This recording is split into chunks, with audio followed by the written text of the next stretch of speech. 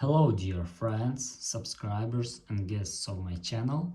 In this video I want to show and tell you how to add Snapchat link to Facebook. Please put your like, subscribe to my channel and share this video with your friends. Let's get started. So, first we need to go to Facebook. After that, go to our account and click Edit Profile. After that, scroll down and click Edit Near Links. And after that, click Add Social Link. Choose Platform, click Snapchat and enter your username. After that, click Done and Save.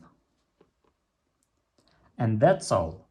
If you enjoyed this video and found it helpful, please put your like, subscribe to my channel and share this video with your friends.